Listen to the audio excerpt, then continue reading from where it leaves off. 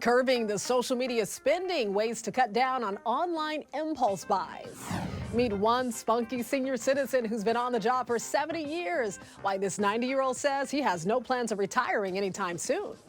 Hello, everyone. You're watching The Rundown. I'm Robin Winston. More on those stories coming up in a moment. But first, firefighters are working around the clock to get the upper hand on the Highland fire. It's burning in Riverside County near Temecula. They don't expect full containment until next week. The fire has burned around 2,500 acres. 7 structures were destroyed, including some homes. Some vehicles also burned. Thousands of people were forced to evacuate. One of the most prestigious horse racing events is kicking off in Santa Anita. The Breeders' Cup starts Friday with over $30 million in prize money at stake. This is the 11th time that Santa Anita is hosting the 2-day World Championships. And we're finally getting a break from the winds. Meteorologist Belen De Leon is here tracking some sunshine and warm temperatures. Hey, Robin, here's your forecast. We're looking ahead to the next several days, and those afternoon temperatures are going to continue to be warmer than normal. Unfortunately, this means that fire danger will continue to be elevated. Please be safe or avoid using anything that could create sparks. The fall weather doesn't arrive until next week. That's when it's going to be cooler, and we'll have the return of those low clouds, that marine layers making a comeback. But until then, we have this area of high pressure over the southwest that's bringing this warm feel. Over the weekend, the numbers do come down a tad. We'll have a jet stream starting to sag a little further to the south. Then early next week, a system will approach the west coast, and that's going to knock down our temperatures even more. Check this out. Look at the trend in Riverside. Upper 80s through Saturday. We get a little cooler on Sunday. The next week, we're going to need the sweaters during the day when highs will be in the 80s and 70s. Stay safe. USC says a student was raped by a Lyft driver near her apartment. The female student ordered the Lyft ride early Wednesday morning after leaving a bar in West Hollywood during Carnival. Well, the university says the attack happened in the driver's car on South Grand Avenue. We've reached out to the LA Police Department and to Lyft about this, and we're waiting for a response. The LAPD says it is seeing a surge in hate crimes and incidents targeting the Jewish community as Israel's offensive against Hamas in Gaza intensifies. Well, according to new data from the LAPD, 21 anti-Jewish hate crimes were reported, compared with 7 during the same time period in 2022. And 11 anti-Jewish hate incidents were reported, compared with 6 during the same time period from last year. The FBI also says anti-Semitic crimes increased by 25% from last year nationwide. The Jewish community is feeling tremendous anxiety in these days. And for many, this is the most fearful experience they have ever had living as Jews in America. LA Mayor Karen Bass says the city is working closely with the LAPD to hold those responsible accountable. More people may be allowed to leave Gaza at the Egypt border crossing. People are looking at a post-it list to see if they've been approved to cross the border. Hundreds of people left the war zone Wednesday, including some Americans. Meanwhile, Israel continues to attack Gaza with airstrikes and ground assaults. Israel's prime minister says there will be no ceasefire. But President Biden says there should be a pause in the fighting to help get more people to safety. We've now learned actor Alan Ruck was driving during the Halloween night crash into a pizza shop in Hollywood. 3 people were hurt when a truck slammed right into the side of the restaurant.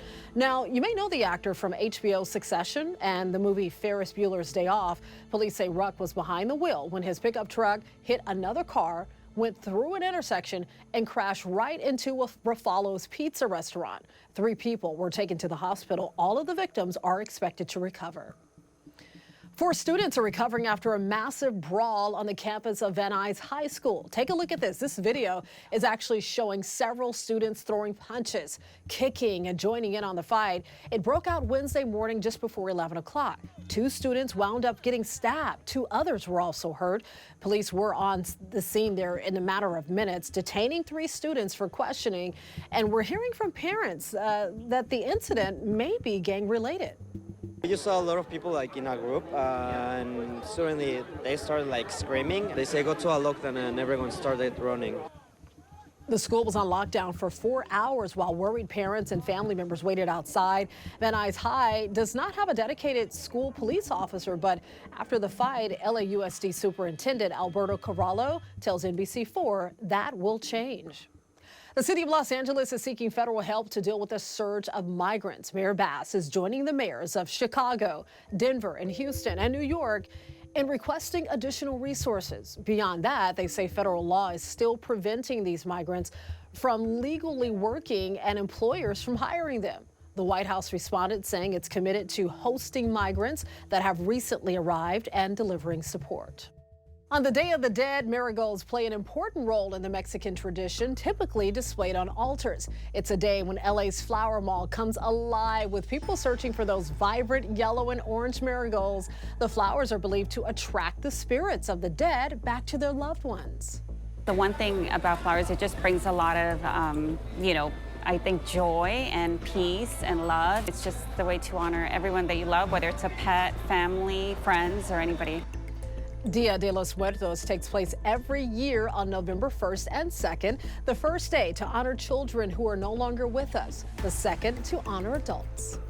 SAG-AFTRA and Hollywood studios continue to negotiate. Hundreds of union members held a unity picket outside Disney Studios in Burbank Wednesday, and we're told SAG-AFTRA received an AI counter proposal from the group representing the major studios. The LA Times reports that a source very close to the studio believes a tentative deal could be reached soon to end the strike. Comcast, a corporation that owns our parent company, NBC Universal, is represented by the Alliance of Motion Picture and Television Producers. Some employees of the NBC News Group are represented by SAG-AFTRA. Well, social media could be contributing to overspending. Sometimes it's what's posted, or sometimes it's the ads that persuade us to make impulse purchases. NBC's Washington's Susan Hogan has some tips on how to fight the temptation. Impulses, we all have them, and social media only feeds into our weak spots. Those ads that speak to us without saying a word, pictures of cute outfits on an influencer. Demos of a new appliance everyone is talking about. We just have to have it now, and it's so easy. Just click buy now, and days later, it's delivered to your doorstep. The explosion of online shopping has no doubt changed the way we all shop, but it's also leading to buyer's remorse, mostly from all those late-night, sleep-deprived, and perhaps alcohol-fueled social media purchases that even I have to admit, I've been there, done that. A new Bankrate survey finds that almost half of social media users admit to purchasing a product they saw on a social media platform at some point, and 68% of those regretted it. The best advice to those of you with a trigger finger for a deal: sleep on it. Use cash, of course, but you can interject a little bit of friction into the process by not saving your card info on retailer websites. So then you have to go find your card and type in the number. That might be a deterrent that's useful. Sleeping on it can be useful. So to avoid those regrettable impulse purchases online, follow these 4 simple tips. Unfollow accounts that fuel your temptations. Avoid secret spending. Involve a friend or partner in the discussion before buying. Ask yourself, do I really need this product? And check out the reviews. Sometimes what you buy isn't what you get. And here's another reason to take a pause before buying. Fake posts that trick you into clicking on a good deal, but turns out to be nothing more than a clickbait. And when you make the purchase, the items never arrive. I'm Susan Hogan, News 4. Well, those are some good tips there. Kids at the Loma Linda Children's Hospital in the Inland Empire got quite the surprise Wednesday. Check this out. Several law enforcement agencies went to the hospital to meet with children who were undergoing treatment for a variety of medical conditions. Different agencies held a toy drive and were able to deliver those very toys to these kids. This is the 23rd year the annual Cops for Kids fly-in event took place. I love programs like that. All right, Starbucks is kicking off the holiday season. That's right, it's about that time. The holiday cups, drinks, and treats are now in stores. Check out the video posted on TikTok.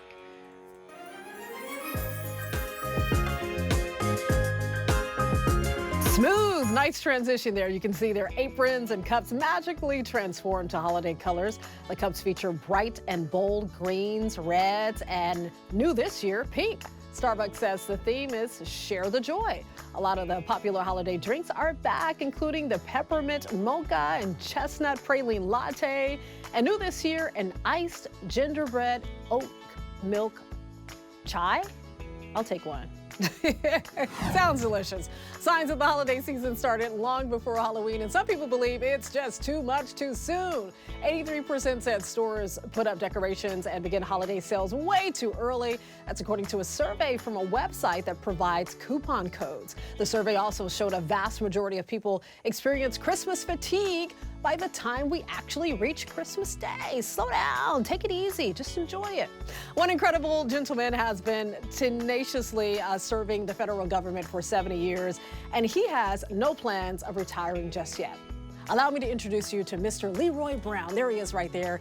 He's been working at the Los Angeles International Service Center, which is a part of the U.S. Postal Service, for 68 years. Well, if you count the 2 years he spent with the Army, that's 7 decades of service. Mr. Brown is 90 years young, and he has no plans to hang up his boots anytime soon. Here's why. Well, I don't want to be a couch potato. Well, I love my activity. Don't like sitting around at home. So where does he get this resilience and work ethic?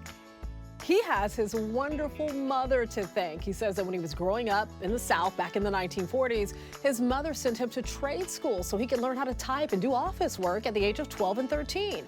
And his advice for young people, do your job at your best ability, because it's not that hard to show up and work. Wow, great advice from a wise man. You can always get news and weather updates on the NBCLA app and our website, NBCLA.com. And be sure to tune into Today in LA on NBC4, weekdays 4 to 7 a.m. I'll be helping you get around with traffic reports throughout the morning. I'll see you next time on The Rundown.